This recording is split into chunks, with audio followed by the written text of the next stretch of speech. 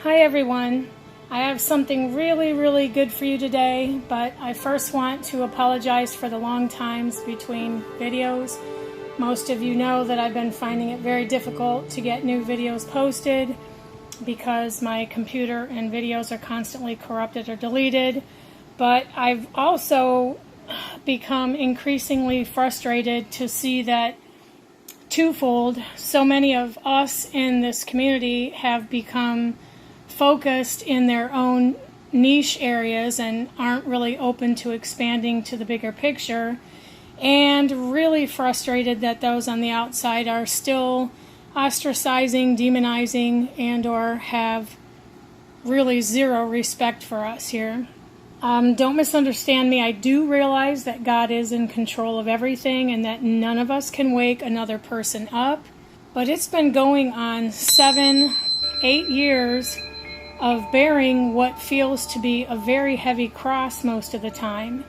People are just not getting anything about anything that's going on in the world, and I'm just finding it really difficult to deal with. In the beginning, I was really praying for time to go by as quickly as possible, because if time heals all things, I wanted desperately to heal from the supernatural and fully traumatic experiences I went through. And I think part of my ongoing personal difficulty was that I must have somehow subconsciously believed that eventually my family, friends, the world were going to see the truth. So I must have viewed the experience as a temporary one that would eventually pass and be behind me. But after the years of the supernatural divide between me and most family members becoming wider and deeper, and after truly realizing that the divide was never going to reverse itself, it was just really tough to accept that I am here completely alone and that it's going to be this way until the very end.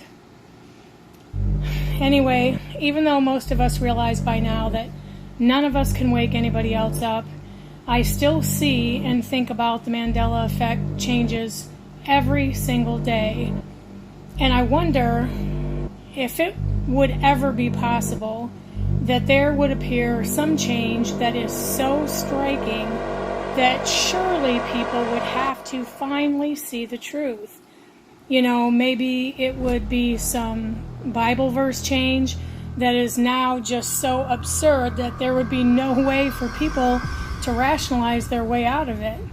Well, I want to share 3 such Bible verse contenders with you today that have just really had me floored for the last couple months.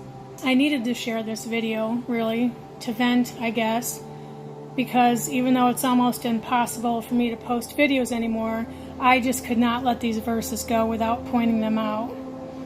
And there are actually dozens and dozens of massive ones I have come across, but I just want to share these 3 with everyone today. 2 of them are taken from hard copy Bibles I've had in my possession, and they did not read this way even a year ago. And the other verse is from an online Bible version. Okay, the first verse is from the book of Job, and hopefully most of you will remember that in the book of Job, God allows Satan to test Job's faith to God. First, Satan kills Job's children, then steals and kills his livestock, and then Satan is allowed to finally attack Job's flesh directly and inflicts him with boils or lesions all over his body from head to toe. So in this passage, Job is then sitting on the ground, holding a pottery shard, scraping the lesions off himself. Now, of course, throughout the whole book of Job, Job maintains his faith in God, never curses God. Well, in one of my Bibles now, Job no longer has been afflicted with skin boils from head to toe, but was inflicted with brain cancer. In fact, now he has cancer from the sole of his foot to his brain. And somehow this version still describes Job as sitting there with the shard of pottery, but instead of scraping off his skin lesions, he's scraping off his brain cancer. Now, I just don't understand how anybody is going to be able to rationalize this one away if they know this, passage and book at all. I mean, how can anybody in their right mind not be able to wake up to the truth about what's happening? And this is not a newly printed Bible. It comes from a Bible called the Holy Bible from the Ancient Eastern Text. It's an Aramaic Bible. Here's the copyright and print date. It's published by A.J. Holman Company. It was first copyrighted in 1933, with the last copyright renewal in 1968. And this is one of the 6 or 7 Bibles I have that I use as reference to study from. The next verse I want to share with you comes from the Living Bible. This is published by Tyndale House Publishers. It was printed in 1973. And again, I have had this Bible in my possession since around 1995. And it did not say what it says now, even a year ago. This verse is from the book of Revelations. And I had this very Bible, the picture you're looking at, opened on my sofa, turned to this very page for 3 months just prior to finding out about the Mandela effect. And it read at that time the book of Revelations. I'm going to first show you a picture of the verse as most Bibles have it. This is in chapter 20, and we're looking at verses 7 and 8. And this passage talks about the time period after the 1,000 millennial year age, at which time Satan will be loosed out of prison, deceive the inhabitants of the earth, and gather together Gog and Magog to fight directly against the Lord. Well, if you are like me, I have heard an endless number of pastors and theologians over my lifetime debating on what countries Gog and Magog actually represent. So the Bible verse I'm going to show you in my Bible actually reveals just who those 2 countries are. And oddly enough, the AI Prince of the Air, who is in control now for a short time, actually gets it spot on. Look at this. I'm not going to read the names of these 2 countries, or I know this video will get pulled down immediately, but take a look at what it says. Do you think this might knock anybody off the fence and wake them up? I mean, I literally can't believe this. And this change is particularly revealing to me in light of the video I tried to share twice back to back about 7 months ago, but it was taken down immediately both times. I really wish you could have seen that video. It was about the first country shown in this verse. If you think it's just a fairly recent economic event, that literally everything in the U.S. now has a manufacturing label from the first country in this verse, you are not paying attention. I had purchased 2 rooms of furniture back in 2010, probably 10 pieces, that I know were made in North Carolina. Anybody in the U.S. who knows furniture knows that the highest quality furniture used to come out of the Carolinas. And I bought so many pieces because it was a really good price on furniture that was from one of these leading manufacturers in North Carolina. The manufacturer name was burnished into the back of every piece I bought. Well, I was literally sickened last year when I turned one of the pieces of furniture around to move it. And now each piece of furniture has nothing burnished into the back, but has a cheap red and white sticker that says made in the first country in this verse. So my challenge to you is to go throughout your house and find something that you bought that was special to you, that you know where it was made. If you bought a piece of art that was from France, or if you bought a figurine that was from Denmark, I mean anything, go check it now and see where it says it was made. All right, the last verse I want to share with you today is from an online Bible at BibleStudyTools.com. And the version we're going to look at is the Dewey Reams Catholic Bible version. I'm in Genesis 22, and we are going to look at verses 2, 3, 6, 7, and 8. And actually, these changes, same change in all these verses, is actually really atrocious. If the changes in these verses don't manage to keep every Jew away from seeking Jesus, I don't know what could. This passage is about when Abraham is getting ready to sacrifice his son Isaac on the altar. Starting at verse 2, it says, "Take thy only begotten son Isaac, whom thou lovest, and go into the land of vision, and there thou shalt offer him for an holocaust upon one of the mountains which I will shew thee." Abraham is going to holocaust his son Isaac. Are you freaking kidding me? Continuing in verse 3, it says, "So Abraham, rising up in the night, saddled his ass, and took with him 2 young men, and Isaac his son, and when he had cut wood for the holocaust, he went away to the place which God had commanded him." So this was not a slip. They've now said it twice. And again in verse 6, and again in verse 7, and again in verse 8. I mean, is this the most offensive thing you could imagine a Jew reading? This is Genesis, Old Testament Torah. How has this gone unnoticed by them and everyone else? I am just so tired, honestly, of this entire counterfeit clown world. Most people are truly clueless about what is coming. Even in our community, we still have people making videos, which I'll continue to tell people to go out and create their own reality or to go vibrate their way into 5D. I hate to state the obvious, but we are several years into this phenomenon. I mean, if you actually believe you can create your own reality, then why are you still here with us? Because this place is completely breaking down right before our eyes. 1/4 of the planet is on fire at any given time. Major earthquakes are destroying huge cities and land masses. The characteristics of the hurricanes and floods are now beyond anything we've ever seen.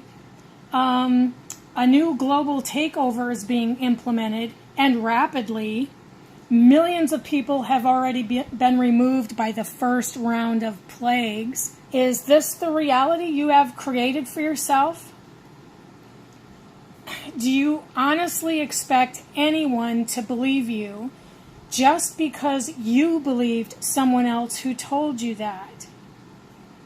Only the most weak-minded, easy manipulated minds who can't fathom that the Bible could possibly be true. I didn't say religion, I said the Bible. And those who can't stand the thought that judgment would actually be coming upon them and all men, but believe they are so sovereign that they are their own gods who can create their own reality. Come on, man, wake up. Just admit that you were wrong, or put your money where your mouth is and show everyone that you can move yourself into another reality where you are not experiencing what the rest of the world is. You can't, because you've been deceived. You can't say that nobody knows what's behind the Mandela effect just because you don't. This country, in the verse, I believe, has achieved AI supremacy, and that's exactly why every nation on this entire planet is bowing down to them. The AI Prince of the Air is at work. It's all biblical. It's rolling out exactly as God told people it would. What don't you see? Now, I'm not here trying to tell anyone or convince anyone to believe in Christianity in the view of how it has been taught and is still being taught by tradition, because there is so much wrong in man's presentation of the Bible. And rightfully so, because if people have not been born again and received spiritual eyes, there is no way that any man can interpret the Bible correctly. But I do know that there are a lot of people who have remained on my channel that have been called and are being shown incredible things by the Holy Spirit. God is absolutely pouring His Spirit out on all flesh, just as He stated He would at this time. But what people who haven't been born again yet don't understand is that casual readers of the Scripture and people who continue to waver on what truth is, none of those people are going to be shown anything. God doesn't work that way. God does not disclose Himself to casual observers or curious seekers. It's the way He's always been, and it's the way He is now. And now is the pinnacle decision time.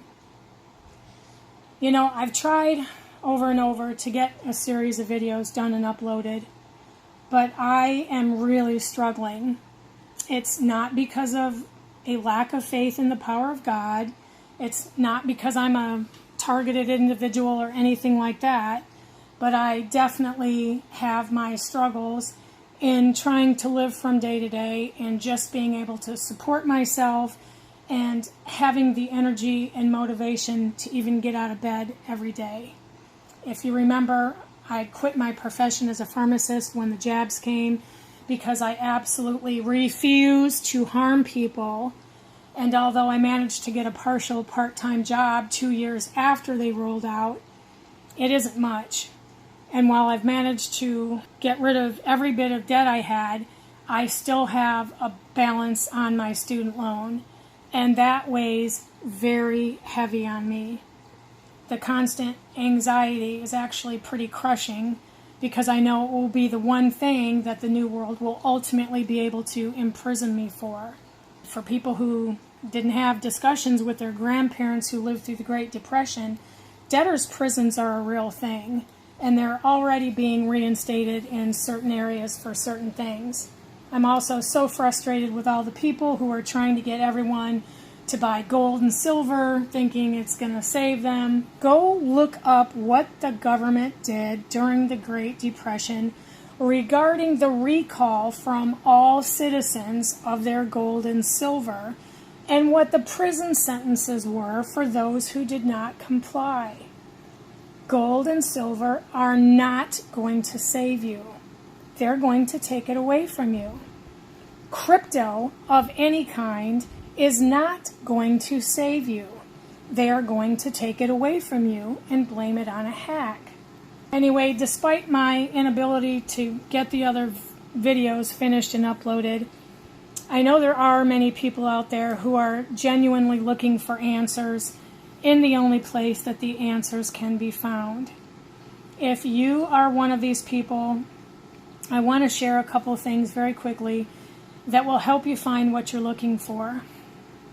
If you're not one of the people who are genuinely seeking for truth with everything you have, what I share here will mean nothing to you, because not only won't you see it, but the desire to even go look will be taken from you. So, number one, you need to read the Old Testament to understand the New Testament. God is the same, He doesn't change, and what happened to our forefathers was written down in intention for our instruction. And everything that played out in the Old Testament as a real physical story is exactly what is playing out spiritually in the New Testament. Number two, you must read with a spiritual mindset, not a physical one. Example, Babylon is not a physical country, so spend some time thinking about what Babylon actually represents. Example, Jacob and Esau are not two physical races of people.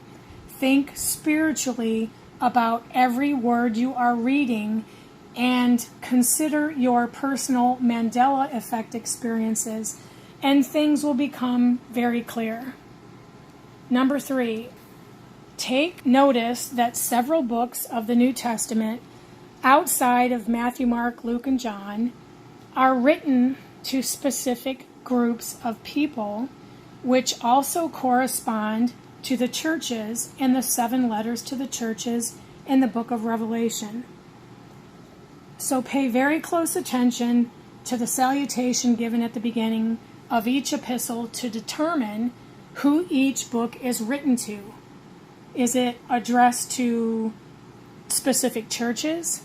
Is it addressed to the saints? Is it addressed to the elect?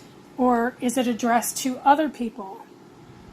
The details contained in each of those books define who the individuals are in each group, what they've gone through, what their current status is, and they disclose precisely what the end time event outcomes are going to be for each individual in each of these groups. Far more in depth than the letters to the 7 churches in Revelations do. You have to be very honest with yourself, however, and be able and willing to critically evaluate the current state of your spiritual maturity in order to identify which group you are a member of. And I'll just say that those of you who have really experienced some supernatural things and have begun to understand the spiritual meanings of the things written in Scripture, you will have a much more easy time in being able to discover the deepest of the answers you are looking for. So yes, I am stating that you can distinguish who the church is, who the saints are, who the 144,000 are, who the elect are, who the 10 virgins are, and who everybody is. And more importantly, you will know what your journey and experiences are going to be as we move forward into the coming days, months, and years. It's truly awe-inspiring. Never in my lifetime could I ever have imagined I would ever view the Bible as the most cleverly written, absolute master mystery book of all time. Everything is there. Nothing is missing. It's only been man's presentation of the Bible which has confused people and has literally corrupted true Christianity. But you have to read Scripture for yourself versus listening to pastors. You will just become further confused and misled if you don't do the work yourself. Forget all your learned assumptions about the Bible, then read it. The Holy Spirit is trying ridiculously hard to reach so many people right now. But if you are not humble, or your heart doesn't genuinely want the truth, or you're not a person who is willing to give everything you have in exchange for the truth, it will never be given to you. You can read the Bible 1,000 times, and you still won't understand it unless the Holy Spirit gives you understanding. These are not my words, but the words of Jesus. Anyway, I wonder if any of the 3 Bible verse examples that I shared today will move anyone off the fence. I won't be devastated anymore if it doesn't move anyone, though, because I've learned to accept that God hardens hearts as He chooses and softens hearts when He chooses. But I will still plant the seeds wherever I can, and that's exactly what we are here to do. I hope that more people will realize there is a reason the world makes Jesus look like the pansy choice. Even people who are awake, who realize that the actual truth is the opposite of whatever is being pushed with any level of effort. They and most everybody else still don't understand that the exact same thing is being done when it comes to Jesus Christ.